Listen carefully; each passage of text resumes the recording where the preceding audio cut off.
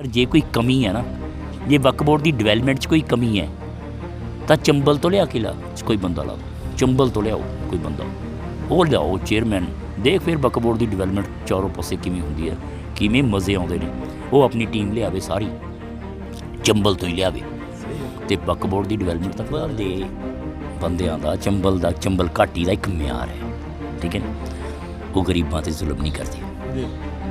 ਅਤੇ ਮੇਰੇ ਹਿਸਾਬ ਨਾਲ ਤਾਂ ਜਿਹੜਾ ਐਸਾ ਕਰਦਾ ਉਹ ਤਾਂ ਉਹਦੇ ਨਾਲੋਂ ਵੀ ਮਤਲਬ ਜਿਹਨੂੰ ਆਪਾਂ ਕਹਿੰਦੇ ਚੰਬਲ ਵਾਲੇ ਨੂੰ ਵੀ। IAS IPS ਦੀ ਕੋਚਿੰਗ ਦੀ ਮੈਂ ਗੱਲ ਹੁਣੀ ਸੁਣ ਰਿਹਾ ਸੀ ਕਿ ਉਰਦੂ ਅਕੈਡਮੀ 'ਚ ਸ਼ੁਰੂ ਹੋਈ ਹੈ, ਪਰ ਮੇਰਾ ਮੰਨਣਾ ਇਹ ਹੈ ਮਲੇਰਕੋਟਲੇ ਦੇ ਵਿੱਚ, ਮੇਰਾ ਤੁਹਾਨੂੰ ਵੀ ਇੱਕ ਸਵਾਲ ਹੈ ਅਤੇ ਸਰ ਬੈਠੇ ਇਹਨਾਂ ਤੋਂ ਵੀ ਪੁੱਛਣਾ ਚਾਹੁੰਦਾ ਕਿ ਮਲੇਰਕੋਟਲੇ ਦੇ ਕਿੰਨੇ ਹੁਣ ਤੱਕ IAS IPS ਆਫਿਸਰ ਜਿਹੜੇ ਬਣੇ ਨੇ ਵੀ ਜਿਨ੍ਹਾਂ ਕਰਕੇ ਆਪਾਂ ਉਹ ਟੈਸਟ ਦੀ ਤਿਆਰੀ ਸ਼ੁਰੂ ਕਰਵਾਈ ਮਲੇਰਕੋਟਲੇ ਦੇ ਵਿੱਚ। ਮੇਰਾ ਮੰਨਣਾ ਤਾਂ ਇਹ ਹੈ ਕਿ IAS IPS ਤੋਂ ਇਲਾਵਾ ਵੀ ਬਹੁਤ ਕੰਪੀਟੀਟਿਵ ਐਗਜ਼ਾਮ ਨੇ, ਲੋ ਲੈਵਲ ਤੋਂ ਹੈਗੇ, 10th ਲੈਵਲ 'ਤੇ ਹੈਗੇ, +2 ਲੈਵਲ 'ਤੇ ਹੈਗੇ, ਉਹਨਾਂ ਦੀ ਤਿਆਰੀ ਵੀ ਬੱਚਿਆਂ ਦੀ ਸਾਡਿਆਂ ਦੀ ਹੋਣੀ ਚਾਹੀਦੀ ਹੈ। ਹੋਰ ਅਦਾਰੇ ਖੁੱਲ੍ਹਣੇ ਚਾਹੀਦੇ ਹੈ, ਮੈਡੀਕਲ ਹੌਸਪੀਟਲ ਜਿਹੜੇ ਕਾਲਜ ਨੇ ਹੋਰ ਬਣਨੇ ਚਾਹੀਦੇ ਹੈ, ਤਾਂ ਕਿ ਸਿਰਫ ਪੜ੍ਹਾਈ ਦੇ ਨਾਲ ਅੱਗੇ ਜਾ ਕੇ ਕੋਚਿੰਗਸ ਮਿਲਣ, ਬੱਚਿਆਂ ਨੂੰ ਲਾਈਨ ਮਿਲੇ ਅਤੇ ਬੱਚੇ ਕਿਸੇ ਫੀਲਡ 'ਚ ਜਾ ਸਕਣ। Welcome to recent times. ਮੈਂ ਮਾਮੂਨ ਰਸ਼ੀਦ ਅੱਜ ਹਾਜ਼ਰ ਹਾਂ ਇੱਕ ਬਿਹਤਰੀਨ ਡਿਸਕਸ਼ਨ ਦੇ ਨਾਲ, ਔਰ ਅੱਜ ਸਾਡੇ ਨਾਲ ਇਸ ਪ੍ਰੋਗਰਾਮ ਦੇ ਵਿੱਚ ਜੋ ਸਾਡੇ ਮਹਿਮਾਨ ਹਨ ਉਹ ਮਹਿਮਾਨ ਹਨ ਡਾਕਟਰ ਮੁਹੰਮਦ ਰਫੀ ਸਾਹਿਬ ਔਰ ਉਹਨਾਂ ਦੇ ਨਾਲ ਅਸਲਮ ਨਾਜ਼ ਸਾਹਿਬ। ਡਾਕਟਰ ਰਫੀ ਸਾਹਿਬ ਵੈਸੇ ਕਿਸੇ ਇੰਟਰੋਡਕਸ਼ਨ ਦੇ ਮੁਹਤਾਜ ਨਹੀਂ ਹਨ, ਮਲੇਰਕੋਟਲੇ ਦੀ ਬੜੀ ਰਿਨੋਨਡ ਪਰਸਨੈਲਿਟੀ ਨੇ। ਔਰ ਅਗਰ ਮੈਂ ਗੱਲ ਕਰਾਂ ਅਸਲਮ ਸਾਹਿਬ ਦੀ, ਅਸਲਮ ਸਾਹਿਬ ਵੀ ਸੀਨੀਅਰ ਪੱਤਰਕਾਰ ਹੈ ਔਰ ਇੱਕ ਵੈਲ ਨੋਨ ਪਰਸਨੈਲਿਟੀ ਹੈ ਸ਼ਹਿਰ ਦੀ। ਆਪਾਂ ਜਿਸ ਟੌਪਿਕ ਦੀ ਗੱਲ ਕਰਨੀ ਉਹ ਟੌਪਿਕ ਹੈ ਪੰਜਾਬ ਵਕਫ ਬੋਰਡ ਦੇ ਜੋ ਮੈਂਬਰਸ ਹੈ ਔਰ ਚੇਅਰਮੈਨ ਹੈ ਉਹਨਾਂ ਦੀ ਚੋਣ ਨੂੰ ਲੈ ਕੇ। ਇੱਕ ਸੋਸ਼ਲ ਮੀਡੀਆ ਦੇ ਉੱਪਰ ਅੱਜ ਕੱਲ੍ਹ ਬੜਾ ਹਾਈਪ ਦਿੱਤੀ ਜਾ ਰਹੀ ਹੈ ਕਿ ਜੋ ਮੈਂਬਰਸ ਹੈ ਪੰਜਾਬ ਵਕਫ ਬੋਰਡ ਦੇ ਉਹ ਥੋਪੇ ਨਾ ਜਾਣ, ਚੇਅਰਮੈਨ ਥੋਪਿਆ ਨਾ ਜਾਵੇ, ਇੱਕ ਡੈਮੋਕ੍ਰੈਟਿਕ ਵੇ ਦੇ ਨਾਲ ਇਲੈਕਸ਼ਨ ਕਰਾ ਕੇ ਮੁਸਲਮਾਨਾਂ ਨੂੰ ਉਹਨਾਂ ਦੇ ਮੈਂਬਰ ਦਿੱਤੇ ਜਾਣ ਅਤੇ ਉਹਨਾਂ ਦੇ ਚੇਅਰਮੈਨ ਦਿੱਤਾ ਜਾਵੇ। ਇਸ ਤਾਲੁਕ ਦੇ ਨਾਲ ਆਪਾਂ ਗੱਲ ਕਰਾਂਗੇ, ਇਹਨਾਂ ਦੇ ਵਿਚਾਰ ਲਵਾਂਗੇ ਡਾਕਟਰ ਮੁਹੰਮਦ ਰਫੀ ਸਾਹਿਬ ਦੇ ਔਰ ਅਸਲਮ ਸਾਹਿਬ ਦੇ। ਆਓ ਸਭ ਤੋਂ ਪਹਿਲਾਂ ਆਪਾਂ ਵੈਲਕਮ ਕਹਿੰਦੇ ਹਾਂ ਡਾਕਟਰ ਮੁਹੰਮਦ ਰਫੀ ਸਾਹਿਬ ਨੂੰ। ਡਾਕਟਰ ਸਾਹਿਬ ਬਹੁਤ ਬਹੁਤ ਸ਼ੁਕਰੀਆ ਔਰ ਬੜੀ ਮਿਹਰਬਾਨੀ, ਤੁਸੀਂ ਟਾਈਮ ਦਿੱਤਾ। ਵੈਲਕਮ ਤੁਹਾਡਾ ਸਾਡੇ ਇਸ ਸ਼ੋਅ ਦੇ ਵਿੱਚ। ਸ਼ੁਕਰੀਆ। ਅਸਲਮ ਸਾਹਿਬ ਨੂੰ ਵੀ ਆਪਾਂ ਵੈਲਕਮ ਕਹਿ ਲਈਏ। ਅਸਲਮ ਸਾਹਿਬ ਬਹੁਤ ਬਹੁਤ ਸ਼ੁਕਰੀਆ ਟਾਈਮ ਦੇਣ ਵਾਸਤੇ, ਧੰਨਵਾਦ ਔਰ ਵੈਲਕਮ ਕਰਦੇ ਹਾਂ ਤੁਹਾਡਾ। ਜੀ ਥੈਂਕ ਯੂ ਜੀ। ਗੱਲਬਾਤ ਦੀ ਸ਼ੁਰੂਆਤ ਆਪਾਂ ਕਰਾਂਗੇ, ਸ਼ੁਰੂਆਤ ਕਰਦੇ ਹਾਂ ਡਾਕਟਰ ਰਫੀ ਸਾਹਿਬ ਤੋਂ। ਪਹਿਲਾਂ ਕੁਐਸਚਨ ਲੈਂਦੇ ਹਾਂ। ਡਾਕਟਰ ਸਾਹਿਬ ਬੜਾ ਇੱਕ ਹਾਈਪ ਦਿੱਤੀ ਜਾ ਰਹੀ ਹੈ ਸੋਸ਼ਲ ਮੀਡੀਆ ਦੇ ਉੱਪਰ, ਤੁਸੀਂ ਵੀ ਦੇਖਿਆ ਹੋਊਗਾ, ਬੜਾ ਚੱਲ ਰਿਹਾ ਹੈ ਕਿ ਜਿਹੜੀ ਡੈਮੋਕ੍ਰੈਟਿਕ ਵੇ ਦੇ ਨਾਲ ਹੈ ਚੋਣ ਹੋਣੀ ਚਾਹੀਦੀ ਹੈ ਜੋ ਮੈਂਬਰਸ ਹੈ ਜਾਂ ਚੇਅਰਮੈਨ ਹੈ ਵਕਫ ਬੋਰਡ ਦਾ, ਇਹਦੇ 'ਤੇ ਕੀ ਕਹੋਗੇ ਤੁਸੀਂ? ਦੇਖੋ, it was the time when democracy was called government of the people for the people and by the ਸਰਕਾਰ ਹੈ। ਮੇਰਾ ਖਿਆਲ ਹੈ ਜੀ ਆਪਾਂ ਝਾਤ ਮਾਰੀ ਅੱਜ ਤਾਂ ਇਹ ਜਿਹੜੀ ਗੱਲ ਹੈ ਜੀ, ਮਤਲਬ ਤੁਸੀਂ ਹੁਣ ਵਕਫ ਬੋਰਡ ਨੂੰ ਸਿਆਸੀ ਅਖਾੜਾ ਬਣਾਉਣ ਬਾਰੇ ਸੋਚ ਰਹੇ ਹੋ। ਅੱਜ ਕੀ ਹੈ ਜੀ? ਹਾਂਜੀ, ਅੱਜ ਕੀ ਹੈ ਪੰਜਾਬ ਵਕਫ ਬੋਰਡ?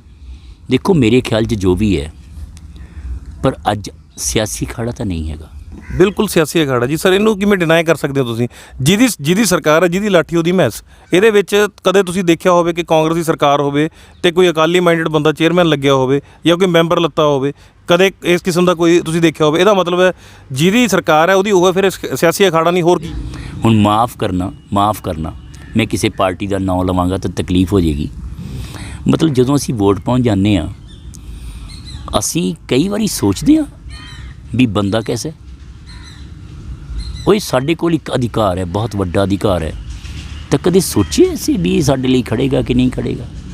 ਤੁਸੀਂ ਦੇਖੋ, ਕਦੀ ਅਸੀਂ ਸੋਚਿਆ ਨਹੀਂ। ਉਹ ਗੱਲ ਸਹੀ ਹੈ। ਹੁਣ ਤੁਸੀਂ ਮੈਨੂੰ ਇੱਕ ਚੀਜ਼ ਦੱਸੋ, ਪੰਜਾਬ ਦਾ ਮੁਸਲਮਾਨ ਉਹ 20 ਲੱਖ ਹੈ, 25 ਲੱਖ ਹੈ, 50 ਲੱਖ ਹੈ, ਵਾਟ ਐਵਰ ਦਾ ਕੁਆਂਟੀਟੀਜ਼, ਕੀ ਉਹ ਸਾਰੇ ਬੰਦੇ ਇੱਕ ਉਸ ਬੰਦੇ ਦਾ ਫੈਸਲਾ ਮੰਨਣ ਨੂੰ ਮਜਬੂਰ ਨਹੀਂ ਹੁੰਦੇ? ਉਹਨਾਂ ਬੰਦਿਆਂ ਦੇ ਫੈਸਲੇ ਮੰਨਣ ਨੂੰ ਮਜਬੂਰ ਨਹੀਂ ਹੁੰਦੇ ਕਿ ਜਿਨ੍ਹਾਂ ਨੂੰ ਉਹ ਜਾਣਦੇ ਹੀ ਨਹੀਂ? ਇੱਕ 5 ਬੰਦੇ 7 ਬੰਦੇ ਬੈਠ ਕੇ ਫੈਸਲਾ ਕਰ ਰਹੇ ਨੇ ਕੇਸੀ ਰੂਮ ਦੇ ਵਿੱਚ ਇੱਕ ਐਡੀ ਬੜੀ ਤਾਦਾਦ ਵਾਸਤੇ, ਕੀ ਇਹ ਸਹੀ ਹੈ? ਇਹਨੂੰ ਕੀ ਮੰਨਦੇ ਹੋ ਤੁਸੀਂ? ਕੀ ਚਾਹੁੰਦੇ ਹੋ? ਦੇਖੋ, ਇਹ ਨਹੀਂ, ਤੁਸੀਂ ਗੱਲ ਛੱਡੋ, ਤੁਸੀਂ ਕੀ ਚਾਹੁੰਦੇ ਹੋ? ਵਟ ਯੂ ਵਾਂਟ? ਸਰ ਡੈਮੋਕ੍ਰੇਸੀ ਗੱਲ ਹੋ ਰਹੀ ਹੈ। ਮੈਂ ਨਹੀਂ ਚਾਹੁੰਦਾ ਜੋ ਪਬਲਿਕ ਚਾਹੁੰਦੀ ਹੈ, ਜੋ ਪਬਲਿਕਲੀ ਮਤਲਬ ਗੱਲ ਚੱਲ ਰਹੀ, ਪਬਲਿਕ ਤਾਂ ਇਹੀ ਚਾਹੁੰਦੀ ਹੈ ਕਿ ਡੈਮੋਕ੍ਰੈਟਿਕ ਵੇ ਦੇ ਨਾਲ ਚੁਣਿਆ ਜਾਵੇ। ਇੱਕ ਸਰ SGPC ਕਿਵੇਂ ਚੁਣਦੀ ਹੈ ਜੀ? ਮੇਰਾ ਖਿਆਲ ਇਲੈਕਸ਼ਨ ਹੁੰਦੀ ਹੈ ਸੇਮ ਹੈ ਜੀ ਸੇਮ। ਅਤੇ ਤੁਸੀਂ SGPC ਦੇ ਮਤਲਬ ਤਰਜ਼ ਦੇ ਉੱਪਰ ਮੇਰਾ ਖਿਆਲ ਹੈ ਇਸ ਤੋਂ ਵੱਡੀ ਤਾਂ ਸਿਆਸੀ ਅਖਾੜਾ ਹੀ ਨਹੀਂ ਹੋ ਸਕਦਾ। ਇਸ ਤੋਂ ਵੱਡਾ ਸਿਆਸੀ ਖੜਾ ਕੋਈ ਨਹੀਂ ਹੋ ਸਕਦਾ। ਮੁਸਲਮਾਨਾਂ ਨੂੰ ਵੰਡਣ ਦੀ ਇੱਕ ਹੋਰ ਬਹੁਤ ਵੱਡੀ ਸਾਜ਼ਿਸ਼ ਹੈ। ਸਰ ਇਹਦਾ ਮਤਲਬ ਹੈ ਕੁਝ ਬੰਦੇ ਰਾਜ ਕਰਨ ਤੇ ਬਾਕੀ ਬੰਦੇ ਬੈਠ ਕੇ ਦੇਖਣ। ਮੇਰੀ ਗੱਲ ਸੁਣੋ ਸਰ, ਜਦੋਂ ਸਰ ਮੇਰੀ ਗੱਲ ਸੁਣੋ, ਤੁਸੀਂ ਸਰ ਗਵਰਨਮੈਂਟਸ ਰਹੀਆਂ, ਤੁਸੀਂ ਸਕਾਲਰ ਹੋ, ਤੁਸੀਂ PhD ਹੋ, ਡਾਕਟਰ ਤੁਹਾਡੇ ਨਾਮ ਦੇ ਨਾਲ ਲੱਗਦਾ, ਕਿਸੇ ਨੇ ਤੁਹਾਨੂੰ ਚੇਅਰਮੈਨ ਕਿਉਂ ਨਹੀਂ ਲਾਇਆ? ਤੁਸੀਂ ਚੇਅਰਮੈਨ ਕਿਉਂ ਨਹੀਂ ਲੱਗੇ ਸਰ? ਮੇਰੀ ਗੱਲ ਤਾਂ ਸੁਣੋ, ਕੁਝ ਜੌਬਸ ਨੇ ਜੀ ਉਹ ਬੰਦੇ ਦੇ ਸੁਭਾਅ ਨੂੰ ਸੂਟ ਨਹੀਂ ਕਰਦੀਆਂ ਜੀ ਓਕੇ। ਮੈਨੂੰ ਇਹ ਨਹੀਂ ਹੈਗਾ ਵੀ ਮੈਨੂੰ ਕਿਸੇ ਨੇ ਪੁੱਛਿਆ ਨਹੀਂ ਜੀ ਈਵਨ ਮੈਂਬਰ ਦੇਖੋ, ਚੇਅਰਮੈਨ ਡਾਇਰੈਕਟ ਤਾਂ ਲੱਗਦਾ ਨਹੀਂ, ਜੀ ਮੈਂਬਰ ਪਹਿਲਾਂ ਮੈਂਬਰ ਲੱਗਦੇ ਨੇ ਤੇ ਉਹਦੇ ਵਿੱਚੋਂ ਸਿਲੈਕਟ। ਅਗਰ ਮੈਂ ਚਾਹੁੰਦਾ ਤਾਂ ਆਈ ਕੁਡ ਬੀ, ਮੈਂ ਬਣ ਸਕਦਾ ਸੀ, ਕੋਈ ਰੌਲਾ ਨਹੀਂ। ਜੀ ਜੋ ਵੀ ਹਾਕਮੇ ਵਕਤ ਦਾ ਮਨਜ਼ੂਰ ਨਜ਼ਰ ਰਿਹਾ ਉਹ ਵਕਫ ਬੋਰਡ ਦੇ ਨੇੜੇ ਰਿਹਾ। ਵਕਫ ਬੋਰਡ ਦਾ ਈਵਨ ਦੈਨ ਚੇਅਰਮੈਨੀਆਂ ਵੀ ਇੱਦਾਂ ਹੀ ਮਿਲੀਆਂ ਨੇ। ਪਿਛਲੀ ਜਿਹੜੀ ਚੇਅਰਮੈਨੀ ਸੀਗੀ ਤੇ ਇਹ ਵੀ ਮਨਜ਼ੂਰ ਨਜ਼ਰ ਹੀ ਸੀ ਸਰਕਾਰ ਦੇ, ਅਦਰਵਾਈਜ਼ ਕੀ ਕੁਆਲਿਟੀ ਹਰ ਵਾਰ ਇਹ ਹੁੰਦਾ ਜੀ। ਇਸ ਤਰ੍ਹਾਂ ਅੱਗੇ ਚੱਲੋ।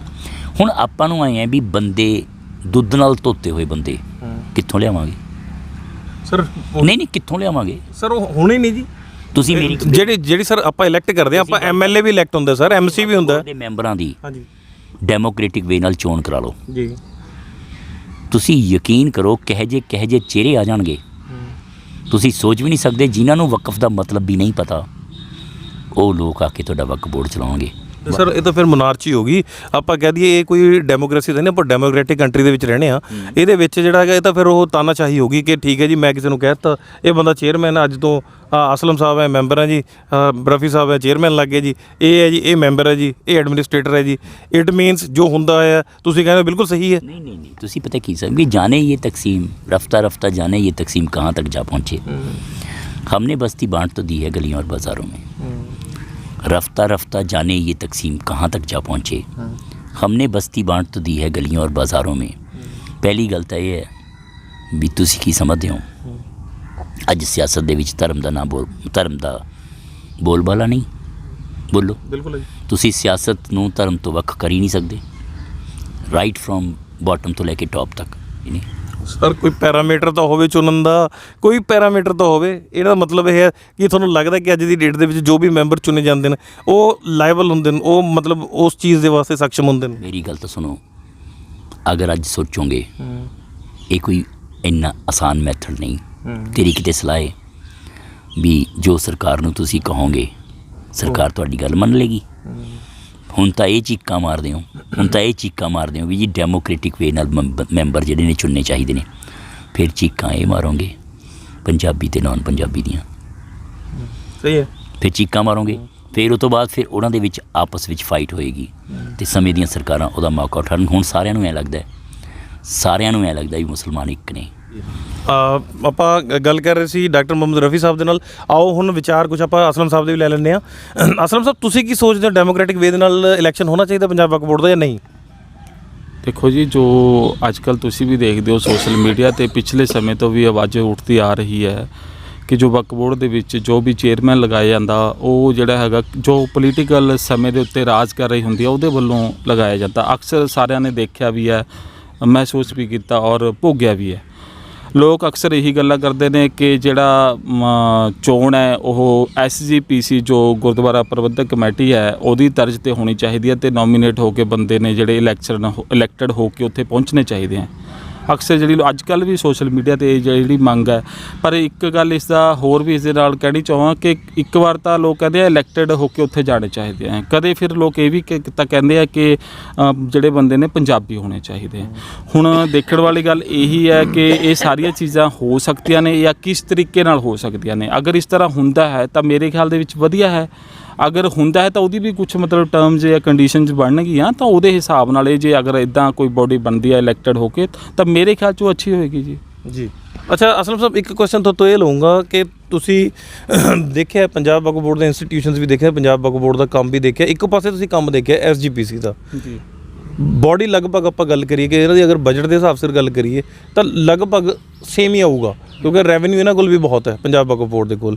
ਸਰ ਇਹਦੇ 'ਤੇ ਤੁਹਾਨੂੰ ਕੀ ਲੱਗਦਾ ਵੀ ਐਜ਼ ਕੰਪੈਰੇਟਿਵਲ ਟੂ SGPC ਕੰਮ ਕੀਤਾ ਪੰਜਾਬ ਵਕਫ ਬੋਰਡ ਨੇ? ਜਿਹੜਾ ਜੀ ਵਕਫ ਬੋਰਡ ਆ, ਜਿੰਨਾ ਕੁ ਮੈਂ ਜਾਣਦਾ ਇਹਦੇ ਬਾਰੇ ਮਾਮੂ ਜੀ, ਕਿਉਂਕਿ ਮੈਂ ਵੀ ਚਲੋ ਟੀਚਰ ਹਾਂ ਅਤੇ ਮੈਂ ਟੀਚ ਕਰਦਾ ਰਿਹਾ ਪਹਿਲਾਂ ਸਕੂਲ ਦੇ ਵਿੱਚ, ਅਤੇ ਵਕਫ ਬੋਰਡ ਦੇ ਟੀਚਰਾਂ ਨਾਲ ਵੀ ਮੇਰੀ ਜਿਹੜੀ ਜਾਣ ਪਹਿਚਾਣ ਹੈ, ਅਤੇ ਬਹੁਤ ਵੱਡਾ ਅਦਾਰਾ ਹੈ ਜਿਹੜਾ ਮੁਸਲਿਮਾਂ ਦਾ ਆਪਾਂ ਮੰਨਦੇ ਹਾਂ ਇਹਨੂੰ ਵਕਫ ਬੋਰਡ ਨੂੰ। ਪਰ ਜੇ ਇਹਦੇ ਆਪਾਂ ਸਕੂਲਾਂ ਦੀ ਗੱਲ ਕਰੀਏ ਜਾਂ ਜੇ ਕਾਲਜਾਂ ਦੀ ਗੱਲ ਕਰੀਏ ਜਾਂ ਐਜੂਕੇਸ਼ਨ ਦੇ ਫੀਲਡ ਦੇ ਵਿੱਚ ਗੱਲ ਕਰੀਏ, ਮੇਰੇ ਖਿਆਲ ਦੇ ਵਿੱਚ ਜਿੰਨਾ ਰੋਲ ਵਕਫ ਬੋਰਡ ਅੱਜ ਤੱਕ ਨਿਭਾ ਸਕਦਾ ਸੀ, ਉਹਦਾ ਮੈਨੂੰ ਲੱਗਦਾ 10% ਵੀ ਉਹਨਾਂ ਤੋਂ ਨਹੀਂ ਨਿਭ ਸਕਿਆ ਜੀ। ਤੁਸੀਂ ਕਿਹਾ ਤੁਸੀਂ ਐਜੂਕੇਸ਼ਨ ਦੇ ਵਿੱਚ ਰਹੇ ਹੋ, ਟੀਚਰ ਰਹੇ ਹੋ, ਔਰ ਆਪਣੇ ਤਜਰਬੇ ਦੇ ਆਧਾਰ ਤੇ ਮੈਨੂੰ ਇੱਕ ਗੱਲ ਦੱਸੋ ਕਿ ਅੱਜ ਦੇ ਦੌਰ ਦੇ ਵਿੱਚ ਪੰਜਾਬੀ ਮੁਸਲਮਾਨਾਂ ਨੂੰ ਟੈਕਨੀਕਲ ਐਜੂਕੇਸ਼ਨ ਦੀ, ਵੋਕੇਸ਼ਨਲ ਐਜੂਕੇਸ਼ਨ ਦੀ, ਮੈਡੀਕਲ ਐਜੂਕੇਸ਼ਨ ਦੀ, ਕੰਪੀਟੀਟਿਵ ਐਗਜ਼ਾਮਸ ਦੀ ਤਿਆਰੀ ਦੇ ਵਾਸਤੇ ਜੋ ਐਜੂਕੇਸ਼ਨ ਹੈ ਉਹਦੀ ਜ਼ਰੂਰਤ ਨਹੀਂ ਹੈ। ਜਿਹੜਾ ਸਾਡਾ ਅਦਾਰਾ ਹੈ, ਸਾਡਾ ਅਸੀਂ ਕਹਿੰਦੇ ਬਿਗੇਸਟ ਇੰਸਟੀਟਿਊਸ਼ਨ ਹੈ, ਉਹਨੇ ਅੱਜ ਤੱਕ ਸਾਡੇ ਇਹਨਾਂ ਮੁੱਦਿਆਂ ਦੇ ਉੱਪਰ ਕੀ ਸੋਚਿਆ? ਜਿਹੜੀ IIT ਖੇਤਰ ਦੇ ਵਿੱਚ ਜਾਂ ਹੋਰ ਕੰਪੀਟੀਟਿਵ ਐਗਜ਼ਾਮ ਦੇ ਖੇਤਰ ਵਿੱਚ ਲੋੜ ਮਾਮੂਨ ਜੀ ਅੱਜ ਤੋਂ ਨਹੀਂ ਹੈ, ਇਹ ਲੋੜ ਤਾਂ ਬਹੁਤ ਪਹਿਲਾਂ ਤੋਂ ਚੀਜ਼ਾਂ ਸ਼ੁਰੂ ਹੋ ਜਾਣੀਆਂ ਚਾਹੀਦੀਆਂ ਸੀ। ਬਲਕਿ ਮੈਂ ਤਾਂ ਇਹ ਕਹੂੰਗਾ ਕਿ ਅਸੀਂ ਪਹਿਲਾਂ ਹੀ 20-30 ਸਾਲ 50 ਸਾਲ ਲੇਟ ਹੋ ਚੁੱਕੇ ਹਾਂ। ਪਰ ਜੇ ਅੱਜ ਵੀ ਇਹ ਚੀਜ਼ਾਂ ਸ਼ੁਰੂ ਹੁੰਦੀਆਂ, ਕਿਉਂਕਿ ਜਿੱਡਾ ਵੱਡਾ ਅਦਾਰਾ ਜਾਂ ਜੋ ਸਾਡੀ ਨਵੀਂ ਜਨਰੇਸ਼ਨ ਹੈ ਉਹ ਐਗਜ਼ਾਮ ਦੇਣਾ ਚਾਹੁੰਦੀ ਹੈ, ਤਾਂ ਉਹ ਪ੍ਰਾਈਵੇਟ ਇੰਸਟੀਟਿਊਟਸ ਜਾਂ ਕਿਤੇ ਹੋਰ ਜਿੱਥੇ ਵੀ ਜਾ ਕੇ ਉਹਨਾਂ ਨੂੰ ਹੁੰਦਾ, ਜਾਂ ਕਈਆਂ ਨੂੰ ਤਾਂ ਫੀਸ ਨਾ ਦੇਣ ਕਰਕੇ ਉਹ ਪੜ੍ਹ ਵੀ ਨਹੀਂ ਪਾਉਂਦੇ, ਤਿਆਰੀ ਵੀ ਨਹੀਂ ਕਰ ਪਾਉਂਦੇ, ਅਤੇ ਉਹ ਓਵਰਆਲ ਪੜ੍ਹ ਲਿਖ ਕੇ ਫਿਰ ਕਿਸੇ ਆਪਦੇ ਕੰਮ ਧੰਦੇ 'ਚ ਲੱਗ ਜਾਂਦੇ ਆ ਕਿਉਂਕਿ ਉਹਨਾਂ ਦੀ ਤਿਆਰੀ ਨਹੀਂ ਹੋ ਪਾਉਂਦੀ।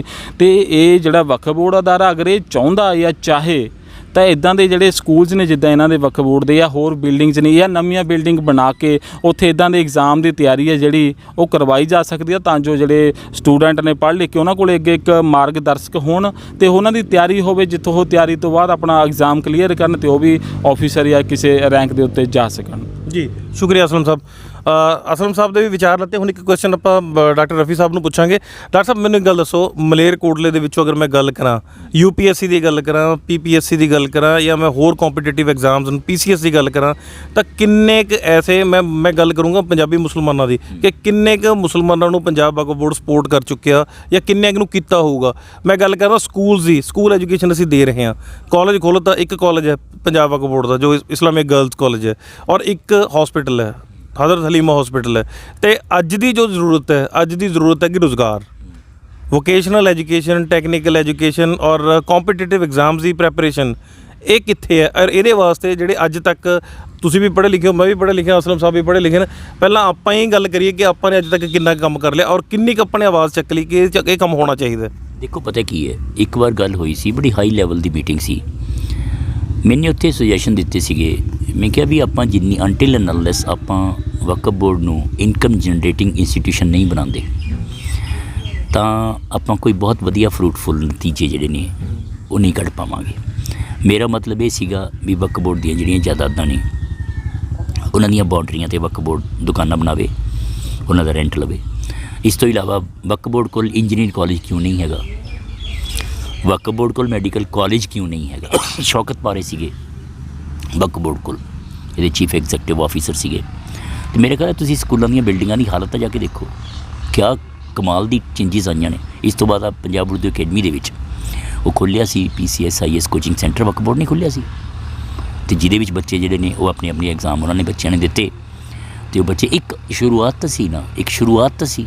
ਇਹ ਤਾਂ ਸਰ ਜ਼ੁਲਫਕਾਰ ਅਲੀ ਮਲਕ ਹੁੰਦੇ ਸੀਗੇ ਜਦੋਂ CEO, ਉਸ ਟਾਈਮ ਦੇ ਵਿੱਚ ਵੀ ਫੰਡਿੰਗ ਹੋਈ ਸੀ 20 ਜਾਂ 25 ਬੱਚੇ, ਮੈਨੂੰ ਐਗਜ਼ੈਕਟ ਪਤਾ ਨਹੀਂ ਹੈ ਕਿ ਉਹਨਾਂ ਨੂੰ ਫੰਡਿੰਗ ਹੋਈ ਸੀਗੀ, ਉਹਨਾਂ ਨੂੰ ਕੋਈ ਅਕੈਡਮੀ ਸੀਗੀ ਪਟਿਆਲੇ ਦੀ, ਉੱਥੇ ਮਤਲਬ ਕੋਚਿੰਗ ਦਿਲਵਾਈ ਗਈ ਔਰ ਜੋ ਫੀਸ ਸੀਗੀ ਫੀਸ ਵਕਫ ਬੋਰਡ ਦੁਆਰਾ ਪੇ ਕੀਤੀ ਗਈ। ਦੇਖੋ ਮੇਰੀ ਗੱਲ ਸੁਣੋ, ਮੇਰਾ ਖਿਆਲ ਹੈ ਇਹ ਕੋਈ ਇਲੈਕਸ਼ਨ ਮੈਨੀਫੈਸਟੋ ਨਹੀਂ ਸੀ ਜੀ, ਬਾਕਾਇਦਾ ਤੌਰ 'ਤੇ ਮਤਲਬ ਮੈਡਮ ਰਜ਼ੀਆ ਵੀ ਚਾਹੁੰਦੇ ਸੀ, ਇਹ ਈਵਨ ਮੁਸਤਫਾ ਸਾਹਿਬ ਵੀ ਚਾਹੁੰਦੇ ਸੀ, ਉਹਨਾਂ ਦੀ ਨੂੰਹ ਜ਼ੈਨਬ ਨੇ ਵੀ ਇਹ ਗੱਲ ਮਹਿਸੂਸ ਕੀਤੀ ਸ਼ਿੱਦਤ ਨਾਲ ਵੀ ਅਗਰ ਕੋਈ ਬੱਚਾ ਆਪਣਾ PMT ਟੈਸਟ ਕਲੀਅਰ ਕਰ ਜਾਂਦਾ, ਪ੍ਰੀ ਮੈਡੀਕਲ ਟੈਸਟ ਕਲੀਅਰ ਕਰ ਜਾਂਦਾ, ਉਹਦੇ ਕੋਲ ਕਿਸੇ ਵੀ ਦਾਖਲੇ ਲਈ ਪੈਸੇ ਨਹੀਂ ਹੈਗੇ, ਤਾਂ ਅਗਰ ਉਹ ਕੋਈ ਉਹਦਾ ਮਾਂ-ਬਾਪ ਚਾਹੁੰਦਾ ਵੀ ਵਕਫ ਬੋਰਡ ਮੇਰੀ ਮਦਦ ਕਰੇ ਤਾਂ ਵਕਫ ਬੋਰਡ ਮਦਦ ਕਰੇਗਾ। ਹੁਣ ਮੇਰੇ ਖਿਆਲ 1-2 ਬੱਚਿਆਂ ਦੀ ਹੋਈ ਵੀ ਹੈ। Sir actually Waqf board is institution of Muslims, the biggest institution we say, but the thing is how much contribution Waqf board is just giving in the development of Muslims and till date sir ਕਿੰਨੀ ਕੁ development ਹੋਈ ਹੈ sir? ਗੱਲ ਇਹ ਹੈ, ਦੇਖੋ ਮੇਰੀ ਗੱਲ ਸੁਣੋ, ਗੱਲਾਂ ਤਾਂ ਗੱਲਾਂ ਹੀ ਰਹਿ ਜਾਂਦੀਆਂ ਜੀ। ਇਹ ਹੋਤਾ ਤਾਂ ਕਿਆ ਹੋਤਾ, ਉਹ ਅਸੀਂ ਉਰਦੂ 'ਚ ਸ਼ੇਰ ਪੜ੍ਹਦੇ ਹੁੰਦੇ, ਤੁਹਾਨੂੰ ਨਹੀਂ ਪੜ੍ਹਾਇਆ ਹੋਊਗਾ ਸਾਨੂੰ। ਵਕਫ ਬੋਰਡ ਯਤੀਮਾਂ ਮਸਕੀਨਾਂ ਗਰੀਬਾਂ ਦਾ ਮਾਲ ਹੈ, ਯਤੀਮਾਂ ਮਸਕੀਨਾਂ ਗਰੀਬਾਂ ਲਈ ਅਦਾਰਾ ਹੈ। ਤੇ ਇਹਦਾ ਹਿਸਾਬ ਕਿਤਾਬ ਜਿਹੜਾ ਹੈਗਾ ਉਹ ਰੱਬ ਦੇਖ ਰਿਹਾ ਹੈ।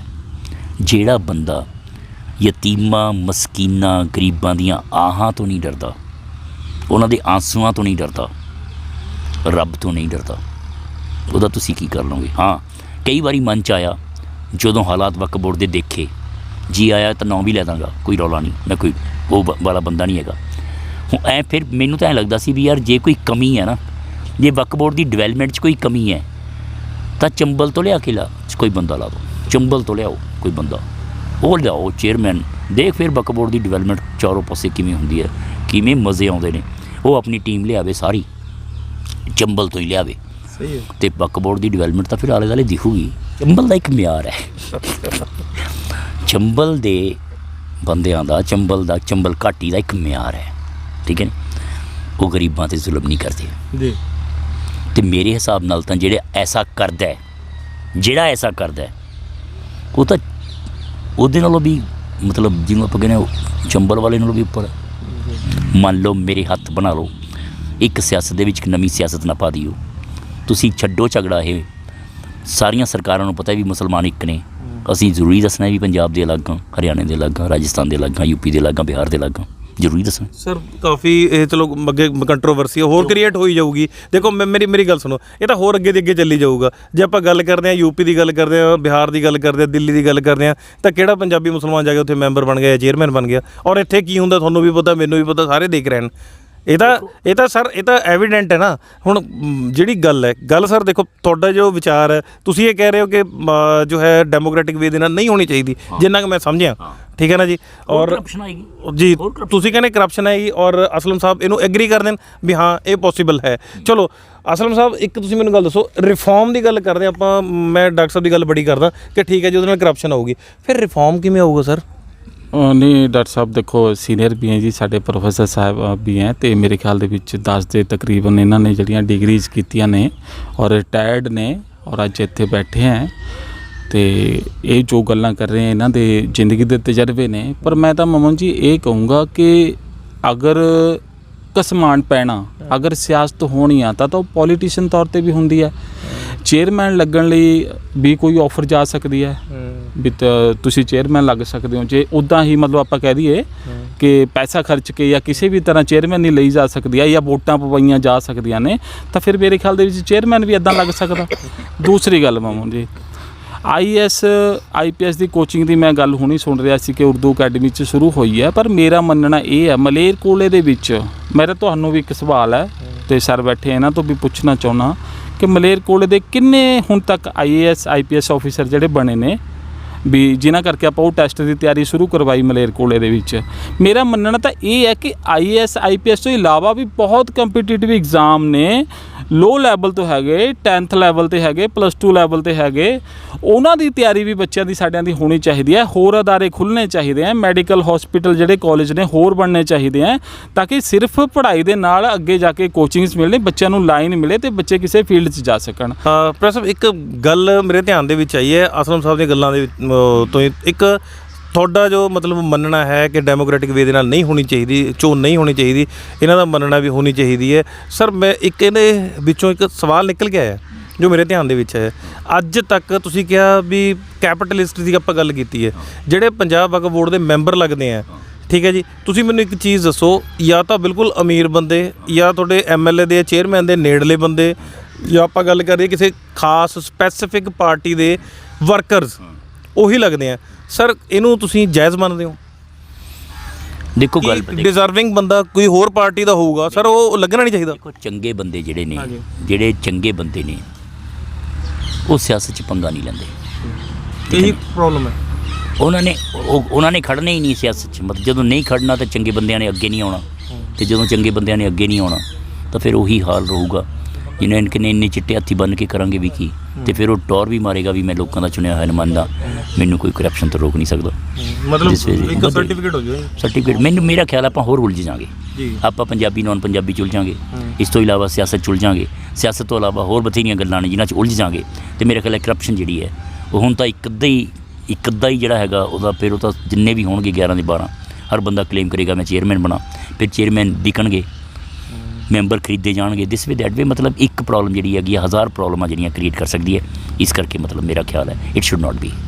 Thank you professor Sahib, time ਦੇਣ ਵਾਸਤੇ ਬਹੁਤ ਬਹੁਤ ਸ਼ੁਕਰੀਆ ਜੀ। ਔਰ ਅਸਲਮ ਸਾਹਿਬ ਤੁਹਾਡਾ ਵੀ ਸ਼ੁਕਰਗੁਜ਼ਾਰ ਹਾਂ ਕਿ ਤੁਸੀਂ ਟਾਈਮ ਦਿੱਤਾ, ਬਹੁਤ ਬਹੁਤ ਸ਼ੁਕਰੀਆ। ਥੈਂਕ ਯੂ ਜੀ, ਥੈਂਕ ਯੂ ਮਾਮਨ ਜੀ। ਆਪਾਂ ਗੱਲ ਕਰ ਰਹੇ ਸੀ ਡਾਕਟਰ ਮੁਹੰਮਦ ਰਫੀ ਸਾਹਿਬ ਦੇ ਨਾਲ ਤੇ ਅਸਲਮ ਸਾਹਿਬ ਦੇ ਨਾਲ, ਜਿਨ੍ਹਾਂ ਨੇ ਆਪਣੇ ਆਪਣੇ ਤਰਕ ਦਿੱਤੇ ਹੈ ਕਿ ਡੈਮੋਕ੍ਰੈਟਿਕ ਵੇ ਦੇ ਨਾਲ ਇਲੈਕਸ਼ਨ ਹੋਣਾ ਚਾਹੀਦਾ ਪੰਜਾਬ ਵਕਫ ਬੋਰਡ ਦਾ ਜਾਂ ਨਹੀਂ ਹੋਣਾ ਚਾਹੀਦਾ। ਗੱਲ ਇਹ ਹੈ ਕਿ ਹੁਣ ਡਿਸਾਈਡ ਤਾਂ ਪਬਲਿਕ ਨਹੀਂ ਕਰਨਾ, ਤੁਸੀਂ ਡਿਸਾਈਡ ਕਰੋ ਤੇ ਇਸ ਵੀਡੀਓ ਦੇ ਵਿੱਚ ਦਵੋ ਆਨਸਰ ਸਾਨੂੰ। Thank you.